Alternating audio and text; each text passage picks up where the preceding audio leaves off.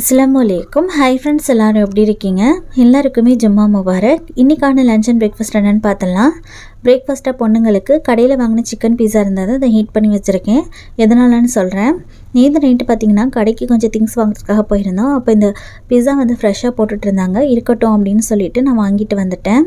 என்ன ரீசன் அப்படின்னு பார்த்தீங்கன்னா, ஆஃபீஸில் ஹஸ்பண்டோட ஒர்க் பண்ணுற ஃப்ரெண்ட்ஸுங்க எல்லாத்துக்குமே இன்றைக்கி ஹஸ்பண்ட் சாப்பாடு செஞ்சு கேட்டிருந்தாங்க. ஸோ சாப்பாடு செய்யும்போது நமக்கு பிரேக்ஃபாஸ்ட் செய்ய டைம் இருக்கோ இல்லையோ அப்படின்னு சொல்லிட்டு தான் எதுக்கும் இருக்கட்டும் அப்படின்னு சொல்லிட்டு வாங்கிட்டு வந்திருந்தேன். அதே மாதிரி எனக்கு டைம் பத்தலை, அதனால தான் அதை ஹீட் பண்ணி கொடுத்து விட்டுட்டேன்.